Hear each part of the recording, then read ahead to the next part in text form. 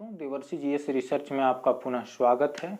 और आप सभी जैसा कि जान रहे हैं कि हम संविधान आप लोगों को बीच लेकर के आए हैं। पूरी संविधान पढ़ाने का हमने निर्णय लिया है कि आपके और हमारे बीच पूरी संविधान का चर्चा हो। तो दोस्तों, जो अभी तक हमारे वीडियो को लाइक नहीं किए हैं वो लाइक कीजिए, शेयर कीजिए और सब्सक्राइब कीजिए। दोस्तों, एग्ज़ाम की तैयारी हर किसी के लिए आसान नहीं होती। एग्ज़ाम की तैयारी तो हर कोई करते हैं, हर एक छात्र कर रहे हैं। भारत में एक बहुत बड़ी जनसंख्या है जो छात्र एग्ज़ाम की तैयारी कर रहे हैं। लेकिन बात ऐसी है कि आज के समय में इतना ज़्यादा कोचिंग संस्थान हैं, इतने ज़्यादा मटेरियल पढ़ने के लिए हैं, इतना ज़्यादा सोर्सेस पढ़ने के लिए हैं कि जब आप उस लाइन में आइएगा, छात्र जीवन में तो अभी आप हैं, लेकिन जब आप अनेक लेखकों का अनेक किताब पढ़ेंगे तो आपको कन्फ्यूजन टाइप से पैदा होने लगेगी कि आखिर क्या पढ़ें और क्या ना पढ़ें। तो ज़रूरत है एक सही वे में पढ़ने की। किताबें जो भी हो, किताबें सब सही, न तो कोई किताब खराब है न तो कोई संस्थान खराब है। बाकायदे छात्र को कन्फ्यूज कर दिया जाता है। तो आप जिस किताब को पकड़े, एक ही किताब को आप पढ़ें और बार बार उसी किताब को आप रिवीजन करते जाएं, जो आपके लिए सबसे बेहतर होगी। तो बिना देर किए मैं आपको लेकर के चलूँगा आज भारतीय संविधान के दूसरे पार्ट में। जी हाँ, तो और लोगों को आप जो है सो जोड़ने की कोशिश करें। आपके साथ जितने भी छात्र हैं, जो भी स्टूडेंट हैं, जो भी आपके भाई हैं, सभी लोगों को इस चैनल से जोड़े, इस चैनल के बारे में बताएं, ताकि आप लोगों के बीच में और बेहतर से बेहतर चीज़ें लेकर के आऊँ। और हम जो है सारी चीज़ें आपके बीच मुफ्त में लेकर के आएंगे। और आपके लिए बस एक ही चार्ज होगा कि आप हमारे चैनल को अधिक से अधिक लोगों तक बढ़ाने की कोशिश करें। तो दोस्तों, आइए हम अब देखते हैं कि आज हम भारतीय संविधान में क्या पढ़ने वाले हैं। आप सभी ने पिछली वीडियो में हमारा देखा कि आपने जो कंपनी के शासन के बारे में पढ़ा था। उससे पहले वाली वीडियो जो हम आपके लिए लाए थे उसमें था क्या कि हम संविधान में क्या पढ़ेंगे, इसकी पूरी सारणी है। अगर आप ये दो वीडियो नहीं देखे तो पहले पीछे जाकर के उस वीडियो को देखिए, तब ये आपको समझ में आएगी आज की क्लास। अन्यथा आज की क्लास आपको समझ में आने वाली नहीं है। जो भी हमारे दोस्त रेगुलर हमारे चैनल को फॉलो कर रहे हैं वो आप नोट्स लेके बैठें, कॉपी कलम लेकर के बैठें और आप इसे नोट करते जाएं, आपके लिए बेहतरीन होने वाली है। तो पिछली वीडियो को एक बार हम रिवीजन कर लेते हैं। पिछली वीडियो में आपने देखा कि हम भारत का संवैधानिक विकास को दो खंडों में पढ़ने वाले हैं। एक खंड होगा जो कंपनी की शासन होती है, वो 1773 से लेकर के 1858 तक। उसके बाद 1857 के सिपाही विद्रोह में यहाँ की शासन जो है सो ब्रिटिश ताज के हाथ में चली जाती है। और 1858 से लेकर के 1947 तक ब्रिटिश ताज के बारे में हम पढ़ने वाले हैं। तो दोस्तों, ऐसा क्या कारण था कि जो है सो ब्रिटिश कंपनी से सत्ता फिर जो है सो ब्रिटिश ताज अपने हाथों में ले ली। तो आप सभी जैसा कि जानते हैं, या जो भी मित्र हमारे आधुनिक भारत का इतिहास पढ़े होंगे, उसमें 1857 की क्रांति से वाकिफ थे। 10 मई 1857 का दिन आप सभी को याद होना चाहिए। कई के एग्जाम में ये दिन पूछा जाता है। और वैसे में जब आधुनिक हिस्ट्री की चर्चा आप लोगों के साथ करूंगा तो सैनिक विद्रोह के बारे में हम लोग बहुत ब्रॉड तरीके से जानेंगे, क्या क्या कारण रहे थे, किस कारण से सैनिक विद्रोह उभर करके सामने आया। तो 10 मई 1857 का दिन मेरठ के 34वें रेजिमेंट से, जी हाँ, वहां से सैनिकों ने विद्रोह कर देता है। और विद्रोह के कारण क्या थे कि अंग्रेज के साथ जो सैनिक, हमारे भारतीय सैनिक थे, उनको जो है सो पता चल गया कि हमारे बीच एक कारतूस है जिसमें गाय और सूअर की चर्बी मिला हुआ है। तो उसको, उस कारतूस को क्या था कि वो दांत से काटना पड़ता था। उस पर जो कागज ऊपर में लगा होता था उसको दांत से काटना पड़ता था, और दांत से काटने के बाद वो कारतूस का प्रयोग किया जाता था। तो उसमें जो है सो हिंदू के लिए पवित्र गाय थी और मुसलमान के लिए सूअर को वो, मतलब उनके धार्मिक में अपवित्र माना जाता है, उनके धर्म में सूअर को। तो ये दोनों जो कौम थी, ये दोनों सोचा कि हमारे धर्म जो है सो नष्ट कर दिए जा रहे हैं इसके माध्यम से। अंग्रेज हमारे धर्म को लेकर के इसे नष्ट करने पे पड़े हुए हैं, जिसके कारण इन्होंने विरोध कर दिया। और विरोध कर दिया तो मंगल पांडे ने अपने ही रेजिमेंट के 2 वरिष्ठ अधिकारियों को जो है सो गोली मार देता है। मंगल पांडे को फांसी की सजा दे दी जाती है। उसके बाद सैनिकों ने जो है सो पूरे भारत नहीं कहिए तो इससे उत्तर भारत में, सिर्फ उत्तर भारत में, जैसे आपका दिल्ली हो गया, बंगाल हो गया, बिहार का क्षेत्र है, उड़ीसा का क्षेत्र है, उसके बाद आसाम के क्षेत्र में, वहां के सैनिकों ने विरोध कर दिया। और विरोध करने के बाद वहां के सैनिक जो है सो दिल्ली की ओर चल निकले। दिल्ली पहुंचने पे वहां बहादुर शाह जफर बूढ़े बैठे हुए थे जो 80 वर्ष की आयु में थे, और उनको पूरी नेतृत्व जो है सो 1857 के विद्रोह को संभालने की नेतृत्व जो है सो बहादुर शाह जफर को दे दिया गया है। दोस्तों, हमारी वीडियो को आप अंतिम तक देखें, तब आपके अंदर समझ में आएगी कि आपके अंदर किस तरह से जो है सो आप ज्ञान समझ पा रहे हैं। आपके अंदर चीज एक एक टॉपिक को लेकर के काफी समझ में आएगी। 2 मिनट 1 मिनट देखने से वीडियो आपके अंदर कुछ भी समझ में नहीं आने वाला है, फिर आप बेकार अपना टाइम इन्वेस्ट कर रहे हैं। कोई बेहतर चीज में आप अपना टाइम को लगाएं। तो बहादुर शाह जफर जो है सो वो 80 वर्ष के बूढ़े हो चुके थे, और उन्होंने जो है सो कुछ दिनों तक कमान संभाली। बाद में जो है सो अंग्रेजों ने फिर आकर के उसे जो है सो अपने कब्जे में ले लिया। जी हाँ, तो ये हमारी कहानी थी। उसके बाद हम देखते हैं कि अब ब्रिटिश ताज जो है सो यहाँ का शासन को अपने हाथों में किस तरह से लेता है। जब देखा कि यूरोपीय कंपनी जो है सो भारत के प्रशासन तंत्र को जो है सो चलाने में मुश्किल है, और ये विद्रोह बहुत बड़े व्यापक पैमाने पे विद्रोह थे, मतलब ब्रिटिश सरकार की जड़ें को हिला देने वाली ये सैनिक विद्रोह था। जी हाँ, तो यूरोपीय जो भी थे, ब्रिटिश जो भी थे, उनको लगा कि नहीं, कहीं ना कहीं जो है सो ये भारत में कंपनी जो है सो नहीं काम कर पा रही ठीक से, तो वो सत्ता को जो है सो अपने हाथ में ले लेता है और एक नया अधिनियम लेकर के आता है, 1858 का अधिनियम। तो आइए अब हम जानते हैं 1858 का अधिनियम में क्या क्या बदलाव किए गए थे। तो हम पढ़ रहे हैं भारत का संवैधानिक विकास के टॉपिक में आज ताज का शासन, जो कि 1858 से 1947 तक पढ़ेंगे। इसमें 1858 का भारत शासन अधिनियम किसके द्वारा लाया गया? जो वहां के ब्रिटिश ताज थे। इसमें क्या किया गया कि भारत का शासन सीधे महारानी विक्टोरिया के अधीन चला गया। भारत का शासन पहले कंपनी, ईस्ट इंडिया कंपनी के हाथ में थी, अब जो है सो महारानी विक्टोरिया के अधीन चला गया। इसमें गवर्नर जनरल का पदनाम बदल करके भारत का वायसराय कर दिया गया। ये देखिए, ये बहुत इंपॉर्टेंट है, यहां से बार बार क्वेश्चन पूछे जाते हैं, इसलिए मैं इसमें स्टार लगाता हूं। उसके बाद लॉर्ड कैनिंग भारत के प्रथम वायसराय बने। ये भी आपके लिए काफी महत्वपूर्ण है एग्जाम की दृष्टिकोण से। निदेशक बोर्ड और नियंत्रण बोर्ड को समाप्त कर शासन की द्वैध प्रणाली को समाप्त कर दिया गया। आपको हम बताए थे कि निदेशक बोर्ड का क्या काम था और नियंत्रण बोर्ड का क्या काम था। एक नए पद भारत के राज्य सचिव का सृजन किया गया। भारत के राज्य सचिव का सृजन किया गया, जिसमें भारतीय प्रशासन की संपूर्ण शक्ति निहित थी। भारत के राज्य सचिव का पद सृजन करके जो भी प्रशासनिक केंद्र थी वो भारत के राज्य सचिव को बना दिया गया। सारा शक्ति उसी के हाथ में दे दिया गया। भारत सचिव की सहायता के लिए 15 सदस्यीय परिषद की गठन किया गया। जी हाँ, भारत का जो सचिव था उनके मदद के लिए, मतलब जो सलाहकार समिति, इनका काम केवल सलाह देना था भारत सचिव को।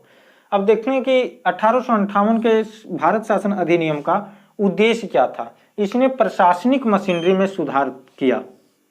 जो भी यहाँ पे जिस तरह से प्रशासन काम कर रहे थे उसमें काफी सुधार किया गया, और जिसके माध्यम से इंग्लैंड में भारतीय सरकार का अधीक्षण और उसका नियंत्रण हो सके। मतलब भारत सरकार, भारत में जो भी प्रशासन चल रही थी उसका नियंत्रण अब सीधा जो है सो इंग्लैंड से ही होगा। जी हाँ, और किसके माध्यम से होगा? राज्य सचिव, भारत के राज्य सचिव के माध्यम से। तो दोस्तों इसे आप नोट कीजिए, इसके आगे फिर हम आपको बताते हैं। पहले आपने देखा था 1858 का अधिनियम। 1858 का अधिनियम उम्मीद है कि आप नोट कर लिए होंगे। बहुत सारे जो भी हमारे मित्र नए होंगे, जो भी हमारे दोस्त हमारे वीडियो को देख रहे होंगे, उनको संविधान समझ में नहीं आ रही होगी। दोस्तों, एक बार में किसी को समझ में नहीं आता है। हम लोग भी कई बार संविधान को पढ़े हुए हैं, तब चीज़ें जो है सो दिमाग में बैठना शुरू करता है। तो आप किसी भी चीज़ को बार बार रिवीजन कीजिएगा, निश्चित है आपके अंदर वो चीज़ें घुसती चली जाएगी। अभी मान के चलिए आपको अगर लगता होगा कि हमें पढ़ाई में मन नहीं लगता, या हम दिमाग में कमज़ोर हैं, या तो हमारा दिमाग उतना काम नहीं करता है, उतनी तेज़ी से पढ़ाई में नहीं दौड़ पाता है, तो ये आपके अंदर गलतफहमी है। इस गलतफहमी को आप दूर कीजिए। आप आज से कई एक साल पहले एक फिल्म देखे होंगे, कई एक फिल्म देखे होंगे जो आपको याद होगा। मान के चलिए एक फिल्म का उदाहरण ले लेते हैं, मेला। मेला फिल्म आप सबने देखा है। मेला में गुज्जर कौन था आपसे पूछा जाए तो आप तुरंत बताइएगा कि हीरो था, या विलेन का रोल कर रहा था, आमिर खान का रोल क्या था। तो आपको हर एक चीज याद है। जैसे हम मेला का नाम लिए, उसकी परिदृश्य आपके दिमाग के सामने आ गई। गुज्जर, मेला लगेगा, याद है ना आप लोगों को। तो ये इसी तरह से हर एक चीज का काम होता है। मान के चलिए किसी चीज को हम पढ़ रहे हैं, किसी टॉपिक को पढ़ रहे हैं, पढ़ी हुई चीजें कम याद रहती है, ये चीज है। क्योंकि वहाँ पे हमारे सामने इमेजिन होता रहता है। तो इसीलिए ये वीडियो आप देखिए, वीडियो जब आप देखेंगे ना तो आपके सामने भी इमेजिन होती जाएगी, और जो चीज़ें हमारे सामने इमेजिन होता है उस चीज़ को हम ज़्यादा याद रख पाते हैं। तो आप वीडियो के माध्यम से पूरे संविधान को पढ़िए, पूरे संविधान आपको याद रहेगी। ऐसा लगता है कि हमको कुछ नहीं याद रहता है, तो नहीं, भरद्वाज का नाम आप सुनेंगे, भरद्वाज से ज़्यादा स्लो आपका प्रोसेस नहीं है माइंड का। भरद्वाज कई एक साल मेहनत करने के बाद गुरुकुल से जब वापस लौटता हुआ जा रहा था तो उन्होंने क्या देखा कि एक कुएं पे कोमल सी रस्सी पत्थर पे जो है सो गहरा निशान कर गया है। उन्हें अचानक लगा कि हम क्यों नहीं कर सकते हैं। करत करत अभ्यास ते जड़मती हो तो सुजान, रस ररियावत जात ते सिल पर पड़त निशान। जी हाँ, एक पत्थर पे रस्सी के आने जाने से अगर निशान पड़ सकता है तो हम मनुष्य हैं। दोस्तों, दशरथ मांझी का आप नाम सुने होंगे, Manjhi the mountain man film movie का नाम है, हमारे बगल बिहार के हैं वो। 23 साल तक पहाड़ काटता रह गया। कोई छोटी मोटी काम है क्या पहाड़ काटना? अगर हमारा ये कोई काम में 10 मिनट कंसंट्रेट नहीं हम रह पाते हैं, उस काम को छोड़ के चले जाते हैं। तो अपने अंदर धैर्य रखिए, अपने दिमाग में एकाग्रता को बढ़ाइए। एकाग्रता बढ़ेगी, किसी भी काम को आप परफेक्ट रूप से करेंगे। हजारों लोग से हट के करेंगे, लेकिन आपके अंदर कंसंट्रेशन की पावर होनी चाहिए। जितनी ज़्यादा कंसंट्रेशन होगी, चीज़ों को आप उतनी ज़्यादा गंभीरता से लेंगे और उतना बेहतर आपके मस्तिष्क में उस चीज़ की सजावट बनती चली जाएगी। तो दोस्तों, आपने 1858 के अधिनियम को नोट कर लिया होगा। अब हम आकर के देखते हैं कि 1861 का अधिनियम क्या कहता है। आप हमारे साथ वीडियो को पूरे तरीके से देखिए, मैं गारंटी लेता हूं कि आपके अंदर जो है सो पूरी संविधान भर के रख दूंगा। अगर आपको वीडियो के माध्यम से समझ में नहीं आता है तो आप कमेंट करना ना भूलें। जरूर आप हमें कमेंट करते रहें कि हमें समझ में नहीं आता है, और मैं गारंटी करता हूं कि अगर हमें पॉसिबल होगी तो मैं आपसे मिल करके संविधान को समझाऊंगा, आपसे निजी तरीके से मिल करके संविधान को समझाऊंगा, आपके सामने आकर के संविधान को समझाऊंगा। तो दोस्तों, आइए अब हम देखते हैं 1861 का भारतीय परिषद अधिनियम। इसमें क्या किया गया कि गवर्नर जनरल की परिषद में भारतीय प्रतिनिधियों को शामिल कर उन्हें विधायी कार्यों में, यहां से देखिए भारतीय प्रतिनिधियों को शामिल किया जाता है, और विधायी कार्यों में, विधि निर्माण के कार्यों में अधिकार प्रदान किया गया। गवर्नर जनरल की विधायी शक्तियों का विकेंद्रीकरण कर दिया गया, मतलब शक्ति अब एक केंद्र में नहीं रही, उस शक्तियों का बंटवारा कर दिया गया। जी हाँ, प्रांतीय विधान परिषदों को विधि निर्माण का अधिकार प्रदान किया गया। प्रांतीय विधान परिषदों को विधि निर्माण का अधिकार प्रदान किया गया। यहां से विकेंद्रीकरण होता है विधायी शक्तियों का, और यहाँ पे प्रांतों को भी अब जो है सो विधान परिषदों में विधि निर्माण करने का अधिकार दे दिया जाता है। गवर्नर जनरल की कार्यपालिका शक्ति, गवर्नर जनरल की कार्यपालिका शक्ति का विस्तार करते हुए विधि विशेषज्ञ के रूप में 5वां सदस्य शामिल किया गया है। 5वां सदस्य विधि निर्माण के विशेषज्ञ के रूप में शामिल किया जाता है। लॉर्ड कैनिंग तत्कालीन वायसराय 1862 ईस्वी में नवगठित केंद्रीय विधान परिषद में 3 भारतीयों को नियुक्त किया। ये देखिए परीक्षा के दृष्टिकोण से दोस्तों इंपोर्टेंट है, यहां से क्वेश्चन बार बार आते हैं। कौन कौन थे? पटियाला के महाराजा नरेंद्र सिंह, बनारस के राजा देवनारायण सिंह तथा सर दिनकर राव। ये आपका कारण में दे दिया जाता है। यहाँ से भी आपके सवाल, ये को आपको गहराई से याद करने की चीज है। जहां पे मैं आपका स्टार लगा रहा हूं उन चीजों को आप हाईलाइटेड कर लीजिएगा, क्योंकि किसी भी एग्जाम में पूछा जा सकता है। लॉर्ड कैनिंग ने विभागीय प्रणाली की शुरुआत की। विभागीय प्रणाली की शुरुआत किसने की? लॉर्ड कैनिंग ने। बंबई और मद्रास विधान परिषदों को कानून बनाने की शक्ति प्रदान की गई। यहाँ बताए थे ना, विधायी शक्तियों का विकेंद्रीकरण किया गया और यहाँ विधान परिषदों में विधि निर्माण का अधिकार प्रदान किया गया। देखिए यहाँ पे बंबई और मद्रास में विधान परिषदों को कानून बनाने की शक्ति प्रदान की गई। उत्तर पश्चिमी सीमांत क्षेत्र पंजाब तथा बंगाल में, उत्तर पश्चिम सीमांत क्षेत्र पंजाब और बंगाल में नई विधान परिषदों की स्थापना की गई है। गवर्नर जनरल को अध्यादेश जारी करने की शक्ति प्रदान की जाती है। तो दोस्तों, ये हमारा था भारत परिषद अधिनियम 1861। जरा सा झूम कर दीजिए इसको आपको, ताकि लिखने में कोई दिक्कत ना हो। राइटिंग थोड़ा सा छोटा छोटा है, और जिन मित्रों को लिखने में समस्या हो रहा होगा वो आप मुझे कमेंट करके बताएं, या तो आप हमारे टेलीग्राम चैनल पे जो है सो सीधा आकर के इसका नोट्स ले सकते हैं। टेलीग्राम चैनल का लिंक डिस्क्रिप्शन में दोस्तों दिया हुआ है। डिस्क्रिप्शन के माध्यम से आप सीधे हमारे व्हाट्सएप ग्रुप से जुड़ सकते हैं, देवर्षि जीएस रिसर्च के व्हाट्सएप ग्रुप से, और हमारे टेलीग्राम में भी आप सीधे जुड़ सकते हैं। जिन मित्रों को लिखने में यहाँ से अगर दिक्कत होती होगी वो टेलीग्राम में जा करके वहाँ से इसका नोट्स ले सकते हैं। आपकी कमेंट आएगी, नोट्स जो है सो भेज दिया जाएगा, या तो आपको फिर टेलीग्राम से सीधा जोड़ दिया जाएगा। तो मित्रों आप इसे नोट कर लीजिए और उम्मीद है कि आप नोट कर रहे होंगे। तो दोस्तों आपने 1861 का अधिनियम नोट कर लिया होगा। अब हम देखेंगे कि भारत परिषद अधिनियम 1892। 1861 के बारे में आपके पास मैंने बेहतरीन तरह से जो होता है कि कहाँ से सवाल आ सकते हैं, उन चीज़ों को जो है सो मैं अपने नोट्स के माध्यम से आप तक पहुँचाने का काम किया। उससे बाहर आपके पास कहीं सवाल नहीं आएंगे। जो भी अधिनियम आपको पढ़ाया जा रहा है, आपके साथ चर्चा किया जा रहा है, ये आपके एग्जाम के लिए पर्याप्त है। इससे बाहर आपको कहीं भी पढ़ने की ज़रूरत नहीं है। इससे बाहर अगर आप पढ़ते हैं तो आपके दिमाग में भटकाव की स्थिति उत्पन्न हो जाएगी, कन्फ्यूजन की स्थिति उत्पन्न हो जाएगी, क्योंकि अभी आप उस तरह से नहीं है ताकि चीज़ों को आप समेट सकें।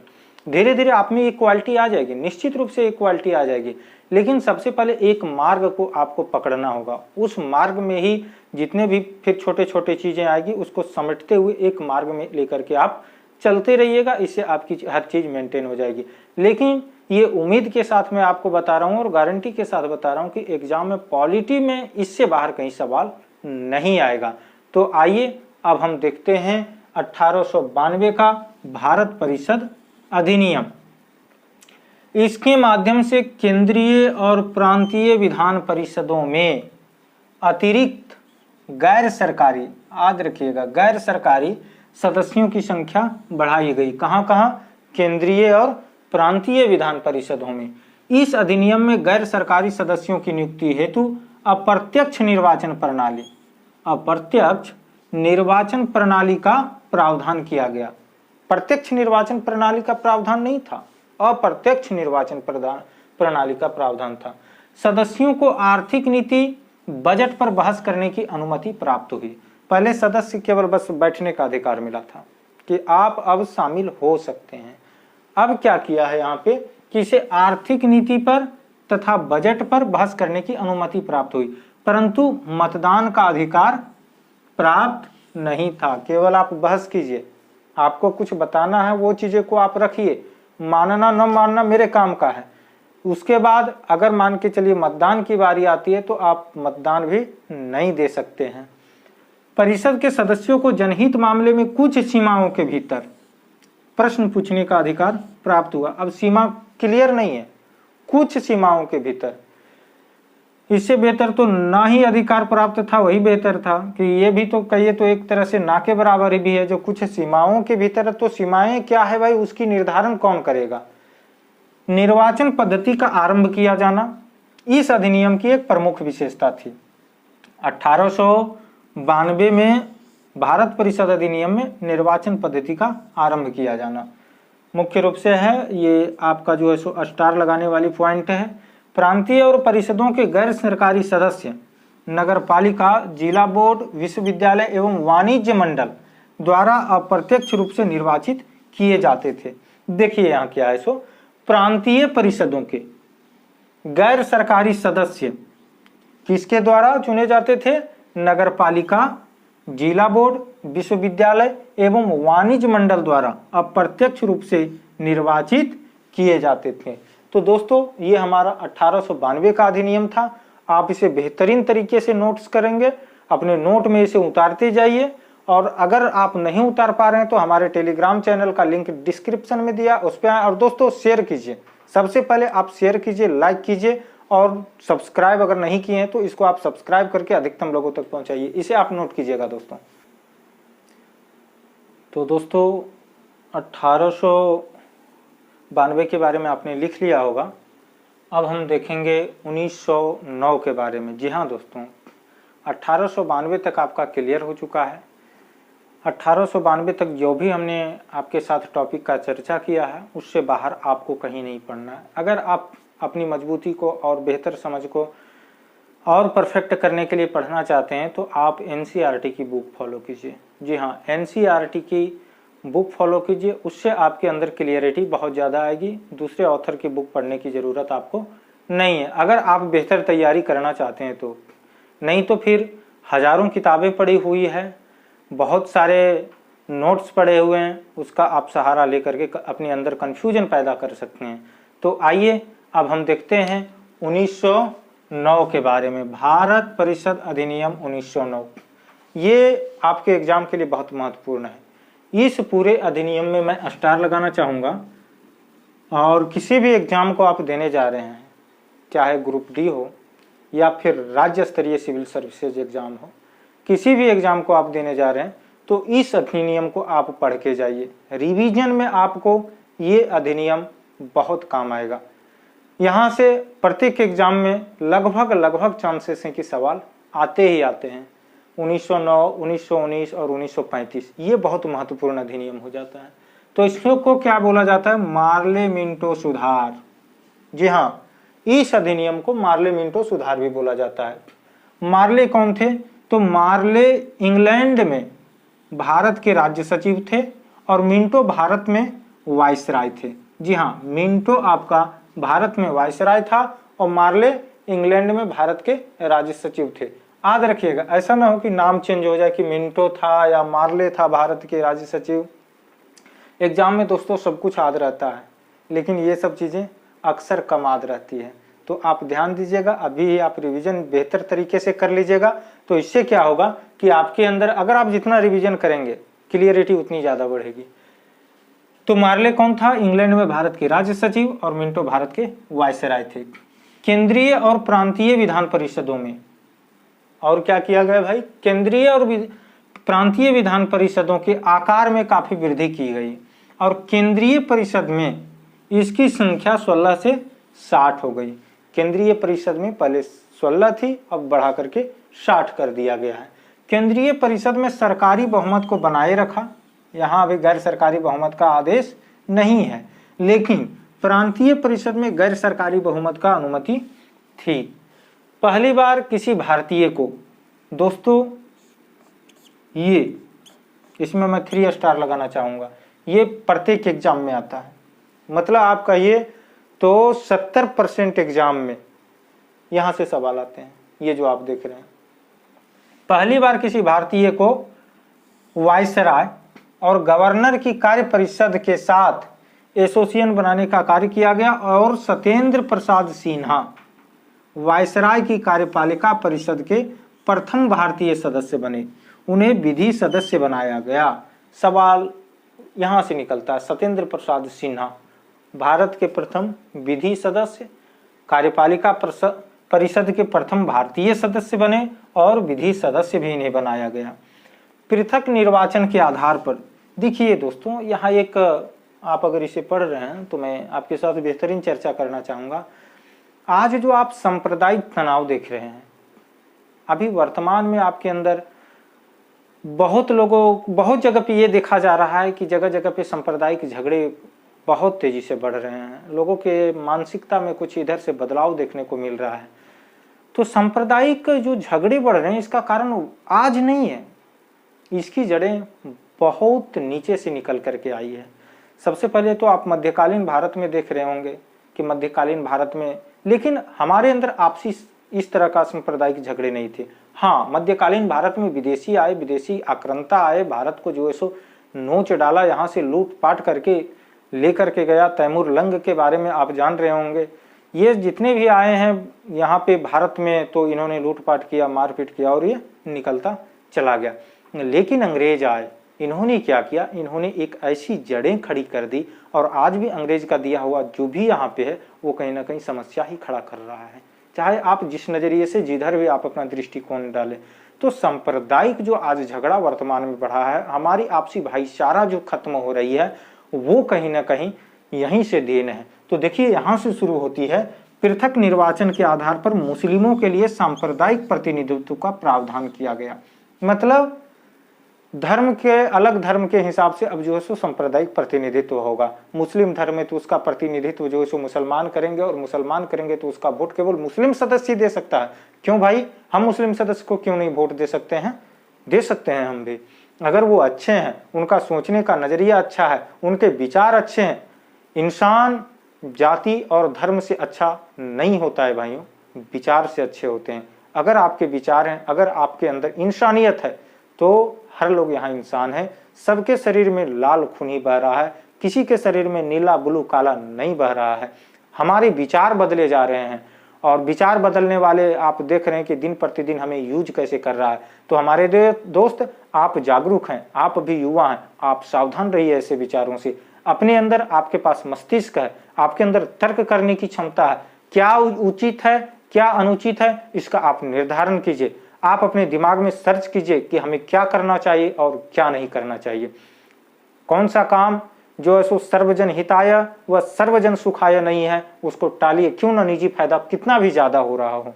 लेकिन जिसमें सर्वजन हिताय व सर्वजन सुखाय है, उस काम को कीजिए। अपना अगर लॉस भी थोड़ा सा हो रहा है तो बर्दाश्त कर लीजिए। तो दोस्तों, यहां से जो है सो निर्वाचन के आधार पर मुस्लिमों के लिए सांप्रदायिक प्रतिनिधित्व का प्रावधान किया गया। इसके अंतर्गत मुस्लिम सदस्यों का चुनाव मुस्लिम मतदाता ही कर सकते हैं। इस अधिनियम में सांप्रदायिकता को वैधानिकता प्रदान की, और लॉर्ड मिंटो, देखिए इसे मैं काला रंग से लिखा हूं, लॉर्ड मिंटो को सांप्रदायिक निर्वाचन का जनक माना गया। लॉर्ड मिंटो को सांप्रदायिक निर्वाचन का जनक माना गया। जी हाँ दोस्तों, तो सांप्रदायिक निर्वाचन का जनक कौन है? तो वो लॉर्ड मिंटो है। Presidency corporation, chamber of commerce, विश्वविद्यालयों और जमींदारों के लिए अलग प्रतिनिधित्व का प्रावधान किया गया। जी हाँ, अब ये भी अलग से प्रतिनिधित्व करेंगे। तो दोस्तों, ये हमारा 1909 का अधिनियम है, भारत परिषद अधिनियम। इसके बाद हम आगे चर्चा करेंगे। आप इसको तब तक नोट करते जाइए, और नोट सब बेहतरीन तरीके से कीजिएगा, साफ सुथरे नोट्स में कीजिएगा, आप इसे लिखिए। तो दोस्तों, उम्मीद है कि आपने भारत शासन अधिनियम 1909 को नोट कर लिया होगा। अब हम बात करते हैं 1919 के बारे में। जी हाँ, भारत शासन अधिनियम 1919, इसे मॉन्टेग्यू चेम्सफोर्ड सुधार भी कहा जाता है। जी हाँ, इसे क्या बोला जाता है? मॉन्टेग्यू चेम्सफोर्ड सुधार। इसमें क्या है, आइए हम देखते हैं कि यह अधिनियम सुधारों का एक और तथाकथित प्रयास था। मतलब भारतीय जनता को मूर्ख बनाने का एक और प्रयास किया गया। इस समय तक दक्षिण अफ्रीका से गांधी जी वापस आ जाते हैं। 1915 में गांधी जी आते हैं, और वो जाकर गोपाल कृष्ण गोखले के पास पहुंचते हैं। गोपाल कृष्ण गोखले से पूछते हैं कि भारत के लिए हम क्या कर सकते हैं। तो दक्षिण अफ्रीका में उन्होंने जो आंदोलन चलाया था, उस आंदोलन से वे काफ़ी कुछ सीख चुके थे। वहाँ पे श्वेत और अश्वेत को लेकर के आंदोलन उन्होंने चलाया था। काफ़ी कुछ सीखने के बाद वो भारत आए, और भारत में जो है सो गोपाल कृष्ण गोखले से मिलते हैं। तो उनको बताते हैं कि पहले आप भारत भ्रमण करो। गांधी जी लगातार 2 साल तक भारत भ्रमण करते हैं, और 1917 में चंपारण आंदोलन को करते हैं, नील विद्रोह को लेकर के, जिसमें वहाँ से वो सफल होते हैं। वहाँ से सफल होते हैं, उसके बाद गांधी जी का लगातार आंदोलन और भारतीय आंदोलन में उनकी भूमिका अग्रणी रूप से होती है, और वो भारतीय आंदोलन में, आज़ादी के आंदोलन का जो है सो नेतृत्व करने लग जाते हैं। तो देखते हैं कि 1919 के जो है सो मॉन्टेग्यू चेम्सफोर्ड सुधार में क्या क्या होता है।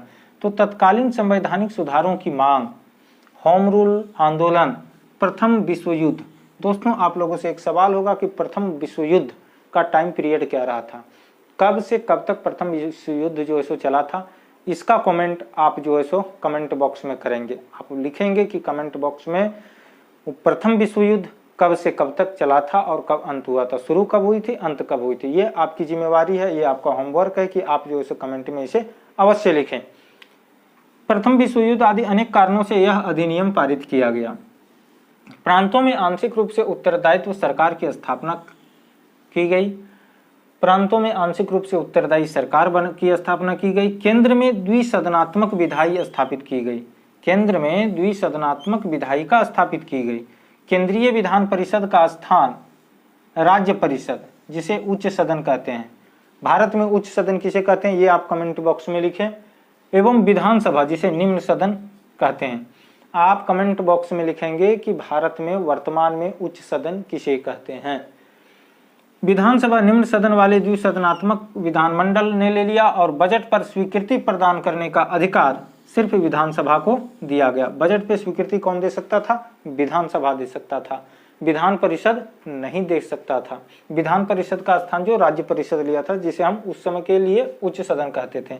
केंद्रीय और प्रांतीय विषयों की सूची की पहचान कर उन्हें पृथक कर राज्यों पर केंद्रीय नियंत्रण कम किया गया और केंद्रीय और प्रांतीय विधान परिषदों को अपनी सूची पर विधि बनाने का अधिकार प्रदान किया गया। केंद्रीय और प्रांतीय विधान परिषदों को अपनी सूची पर विधान बनाने का अधिकार कौन सा अधिनियम में किया गया, तो भारत शासन अधिनियम 1919 में। दोस्तों याद रखिएगा, क्वेश्चन का रूपरेखा यही सब होती है अधिकतम एग्जाम में। 1919 के एक्ट की मुख्य विशेषता प्रांतों में द्वैध शासन की स्थापना थी और इसके लिए केंद्रीय और प्रांतीय विषयों को पृथक किया गया। केंद्रीय और प्रांतीय विषयों को पृथक कब किया गया, 1919 में। प्रांतों में द्वैध शासन की स्थापना विशेषता। इसके बाद प्रांतीय विषयों को पुनः दो भागों में बांट दिया गया। कौन कौन से भाग थे अब हम देखते हैं, आरक्षित विषय और हस्तांतरित विषय। आरक्षित विषय में क्या क्या था, राजस्व, न्याय, वित्त, पुलिस आदि। और हस्तांतरित विषय में था स्थानीय स्वशासन, शिक्षा, कृषि, स्वास्थ्य आदि। जी हाँ दोस्तों, आप इसे वीडियो को रोकें और इसे बेहतरीन तरीके से नोट्स बना लें।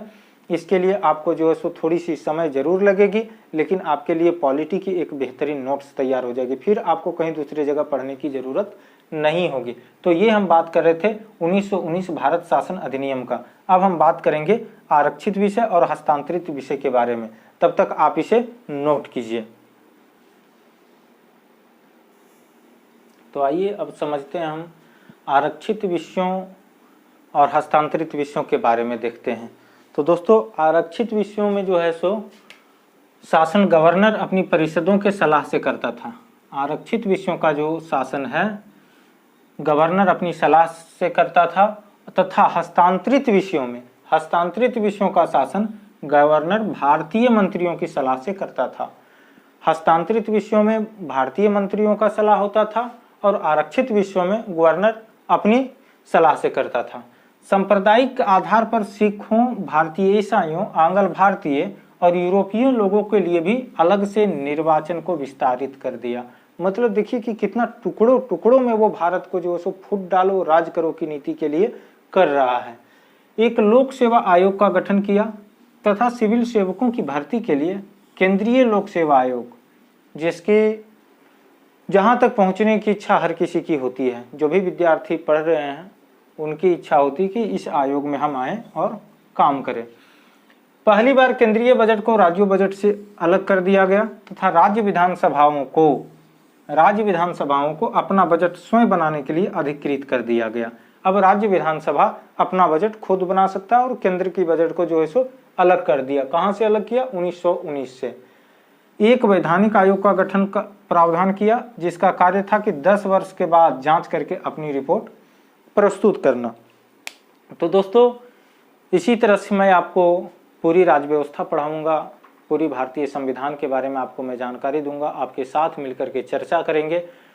आपका काम बस इतना ही है कि आप ध्यान से वीडियो को देखें, प्रत्येक दिन आप जो है सो एक अपना टाइम बनाएं और टाइम बना करके पूरी राज्य व्यवस्था के बारे में जानें।